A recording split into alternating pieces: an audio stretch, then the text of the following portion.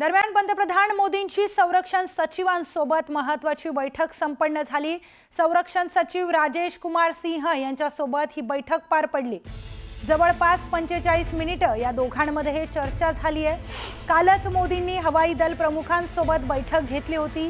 तत्पूर्वी त्यांनी नौदल प्रमुखांसोबत देखील बैठक घेतली होती। दिल्लीत आता घडामोडींना वेग आल्याने पाकिस्तानवर पुन्हा एकदा सर्जिकल स्ट्राईक केली जाणार का या चर्चांना उधाण आलंय।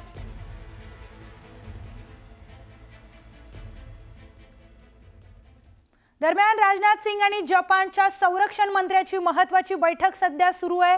भारत आणि जपान सहकार्यावर या बैठकीत महत्त्वाची चर्चा सुरू आहे। पहलगाममध्ये झालेल्या भ्याड दहशतवादी हल्ल्याच्या पार्श्वभूमीवर या बैठकीला महत्त्व प्राप्त झालंय। दरम्यान भारताला सर्वतोपरी सहकार्य करण्याचं जपाननं आश्वासन दिलंय। संरक्षण मंत्री राजनाथ सिंग यांनी याबाबत जपानचे आभार मानले।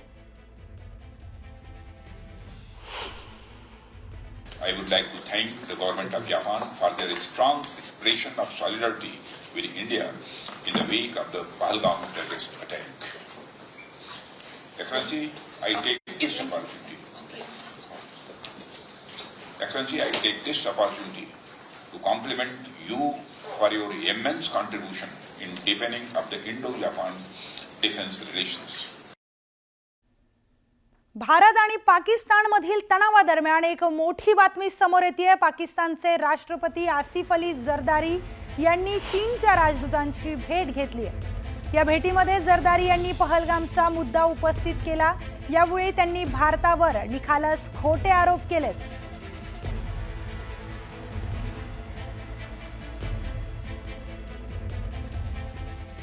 भारत आणि पाकिस्तानमध्ये सध्या तणाव वाढतच आहे आणि यातच आता इराणने मध्यस्थी करण्याचा प्रयत्न सुरू केलाय।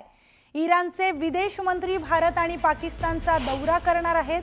ते सुरुवातीला पाकिस्तानला जाणार असून त्यानंतर ते दिल्लीत दाखल होतील।